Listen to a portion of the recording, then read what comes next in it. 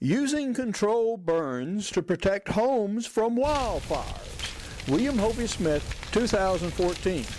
Well, here it is in progress. Now, I'm the author of Backyard Deer Hunting, and occasionally we need to do other things in our yards besides hunt. This is Hovey Smith with Hovey's Outdoor Adventures.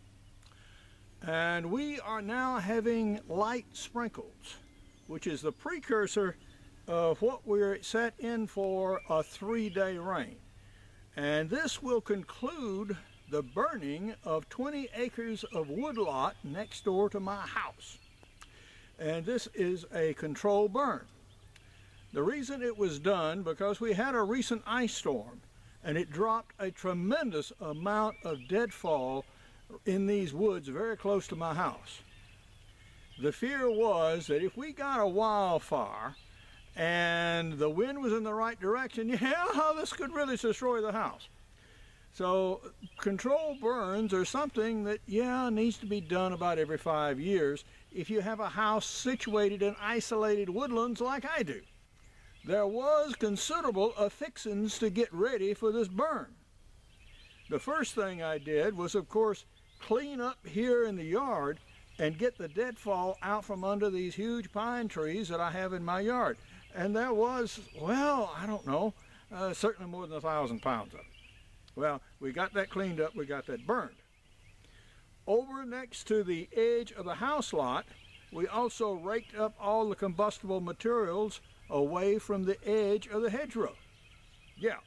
So that got that out of the way. Then we had to repair the well so we had a consistent supply of water. Then we had to move the propane tank to the other side of the house so it did not get so hot it might explode. All right, after all of that was done, then we contacted our local forestry folks and arranged to have a burn. Well, you don't have a burn any day. I mean, the weather has to be right, the wind has to be right, the woods have to be dry enough to burn, but they can't be so windy that the fire can get out of hand. Well, we waited, and in the meantime, I was clearing out one of my trails so they could get their vehicles up and down. Just as I had a lot of material down in my yard, my trail through the woods were even worse. And in fact, I do have a video showing you one of these trails in the midst of the ice storm. Well, it took some time to get that hauled out with my lawn tractor, cut up with a camp axe, and burn up. So we got that done too. Then one day, out of the blue, Mr. Smith, we'd like to come out and do that burn for you at 1 o'clock this afternoon. Well, that's sort of sudden, but all right. I'm certainly willing to have it done. I was home and everything was ready. I almost got, nearly a mile of trail cleared. So we had almost gotten through. There was 1 or 2 more pieces that were hung up, so I went in and drug those right back right quick and got ready for them. And they arrived with their pieces of equipment, 2 guys, 1 dozer, which you'll see a picture of, with a V-blade on front, and 1 pickup truck with a water tank on it. And that was the crew, that plus me. All right, so I had to legally set the fire. Okay, they had a little drip torch, and I lit the match, set the fire, and then we were off and going. Well, as it turned out, it went very well. And you'll see some live footage of the burn. The burn was concluded in an afternoon. I still have some live fire actually out in the woods 3 days later. We got the burn done. It did what it was supposed to do. If you live in the woodlands like I do, this is something you seriously need to do. With controlled burns, you control the fire and it doesn't control you. And believe me, guys, of the alternatives, that is a good thing.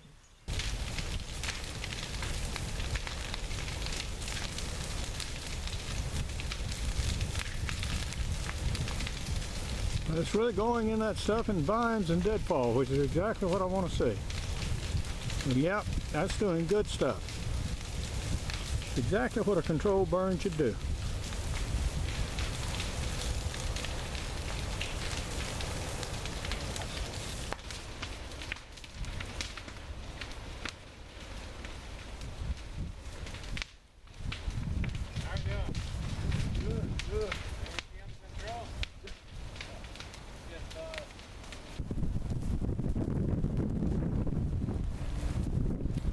Well, as you can see, the fire is burned up to the fire break.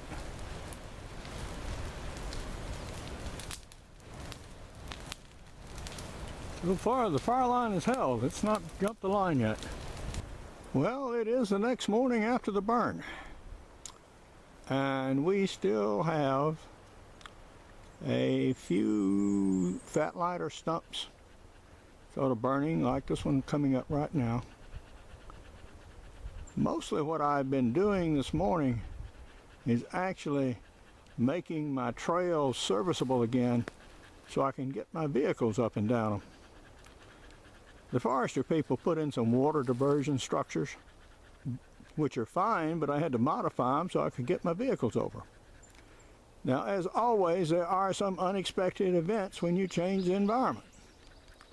One of which was a huge tree came down off the road. That one. It was a hollow tree.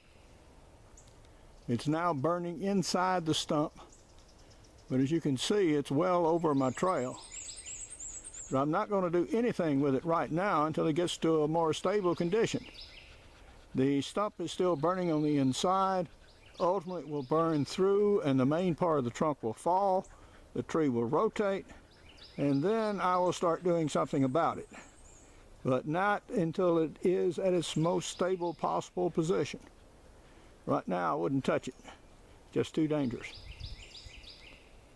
But hound dogs by and looked around, and yeah, everything's doing fine. I know it looks desolate, but this is what you need to do periodically in the southern woodlands. Yeah, fire was always a part of the woodlands, as they are elsewhere. What follows is a series of photographs to show you some of the details of the process. Well, here's the crew arriving with the dozer on the trailer and actually starting making trail and cutting fire break. Now, it has a device on the back that will actually be used to cut water diversion structures. And this is what the fire break actually looks like when it's being cut. And here is the dozer approaching as it is finished making the break. Now, the fire is set with a torch, a drip torch, and here you see it being employed. And you see he sets a whole line of fire in these briars and other stuff. And here it is catching up. Now that is pretty hot. And so we had the little fire truck here with its 200 gallons of water, put a little line of water there on the side of the lawn to keep it from burning up. Now we did have one small breakout on the other side of the fire line, which was easily controlled. Now immediately after the fire, this is what it looks like. Sort of burning and smoldering and smoking. A day later, we had a tree, hollow tree, that had fallen over and was still burning in the trunk, as you see.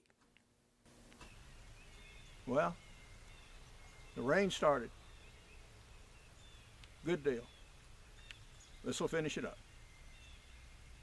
But now, this is Hovey Smith, reminding you to hunt what you eat and eat what you hunt. Be legal, be ethical, be safe, goodbye, God bless, and see you next time. I am the author of Backyard Deer Hunting, Crossbow Hunting, Extreme Muzzleloading, and Practical Bow Fishing. And all of these are available as softcover and ebooks. I'm also the author of an 8-book ebook series, and among the most recent titles is Shooting and Maintaining Your Muzzleloader. Arrange for burns on private lands with your local forestry department. For more information on my books, blogs, and videos, go to my website at www.hoveysmith.com. Good hunting and good eating from the outdoors. Goodbye, and God bless.